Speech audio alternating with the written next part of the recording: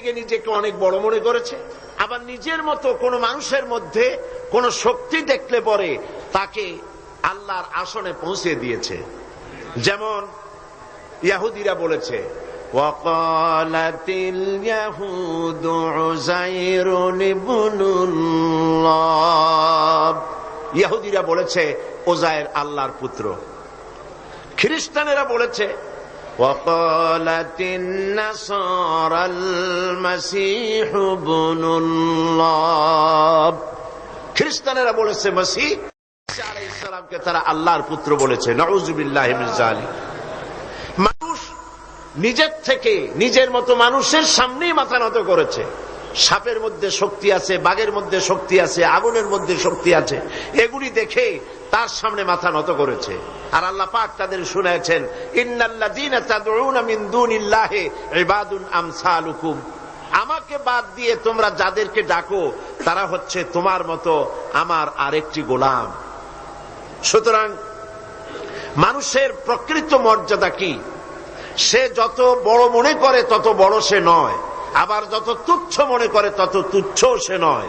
মানুষের এই দুই চরম পন্থার মধ্য দিয়ে আল্লাহ পাক তার প্রকৃত মানুষের আসল মর্যাদাটা কি সেই জিনিসটা আল্লাহ পাক তাকে বুঝাচ্ছেন। তুমি যে নিজেকে বড় মনে করো, আসলে তো তুমি অত বড় নও, কারণ তুমি তোমার সৃষ্টিগত মূল তত্ত্বের দিকে লক্ষ্য করো। আল্লাহ রাব্বুল আলামিন কোরআনে কারীমের ভিতরে বলেছেন, ফালইয়ানজুরিল ইনসানু মিম্মা খুলিক খুলিকা মিম্মা ইন দাফিকিন ইয়াখরুজু মিন বাইনিস সুলবি ওয়াত তারাইব। মানুষ কি তার সৃষ্টির কলা কৌশলের দিকে, তার সৃষ্টির দিকে সে কি লক্ষ্য করে না?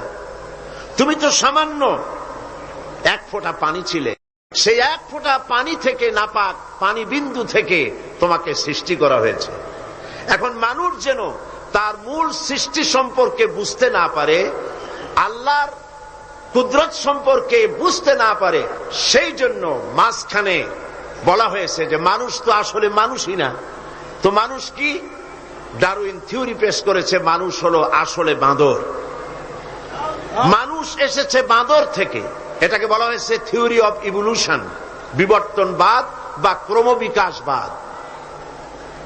ডারউইন সাহেব বাঁদর দেখে, শিম্পাঞ্জি দেখে, ওরাং ওটাং দেখে মনে করেছেন মানুষের পূর্বপুরুষ হলো বান্দর বা ওরাং ওটাং। এটা কি করে সম্ভব? কোন জিনিসের সাথে কোন জিনিসের সিমিলারিটি থাকলে এটা ওটার পূর্বপুরুষটা বলা যায় কি করে? যেমন বোয়াল মাছ, পাবদা মাছ দেখতে বোয়াল মাছের মতো, কিন্তু তাই বলে কোন পাগল তাস পর্যন্ত বলেনি যে পাবদা গুড়ি আস্তে আস্তে করে বোয়াল হয়ে গিয়েছে। বাঁদর এবং শিম্পাঞ্জির সাথে মানুষের কোন সিমিলারিটি যদি থাকে, তাহলে কি করে বলা যাবে যে মানুষের পূর্বপুরুষ ছিল বাঁদর? যদি তাই হবে, তাহলে জঙ্গলের ভিতরে যত বাঁদর আছে, কোন বাঁদর তো এরকম হলো না যে বাঁদরের বুক পর্যন্ত মানুষের মতো হয়ে গেছে, আর একটু দুধ আর পনির খাওয়াইলে পরে পুরা মানুষ হয়ে যাবে। এমনটি তো কখনো হয়নি।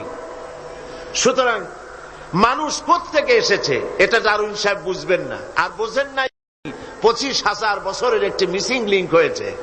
তিনি বলতে চেয়েছেন এই মানুষ আসলে বানর ছিল, পাছা একটা লেজ ছিল, সে ডালে ডালে লাফালাফি করেছে, অকস্মাৎ পাছার লেজ একদিন খসে পড়ে গিয়ে লেজবিহীন এই মডার্ন মানুষে পরিণত। কিন্তু লেজটা খসলো কবে এটা উনি আবিষ্কার করতে পারেন নাই বলে এটাকে মিসিং লিঙ্ক বলা হয়েছে বিজ্ঞানের পরিভাষায়। অবশ্য আজকালকার বিজ্ঞানীরা এই থিওরিকে ডাস্টবিনে নিক্ষেপ করেছে, তারা এটা বিশ্বাস করে না। সে নিজেকে বড় মনে করে অথবা ছোট মনে করে, মূল পজিশন তার কি, কোত্থেকে এসেছে, মানুষের অরিজিন কি? রব্বুল আলামিন বলেন, লক্ষ্য করো, فَإِنَّا خَلَقْنَاكُم مِّن تُرَابٍ ثُمَّ مِن نُّطْفَةٍ ثُمَّ مِنْ عَلَقَةٍ ثُمَّ مِن مُّضْغَةٍ। মাটির নির্যাস থেকে, মাটির উপকরণ থেকে তোমাকে পয়দা করা হয়েছে এক ফোঁটা নাপাক পানি বিন্দু দিয়ে তোমার হয়েছে, সেখান থেকে রক্তপিণ্ড হয়েছে, জমাট রক্ত থেকে গোশতপিণ্ড হয়েছে।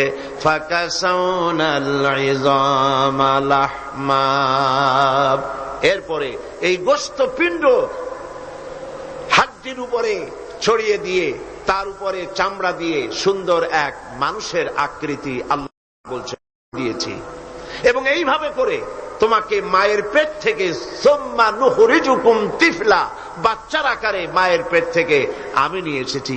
তুমি যে আজ অহংকার করো, তুমি যে আজ বলো সকল ক্ষমতার উৎস জনগণ, তুমি ক্ষমতার উৎস? আশ্চর্য কথা। তুমি ক্ষমতা হলে কি করে? তোমার অস্তিত্ব কি ছিল?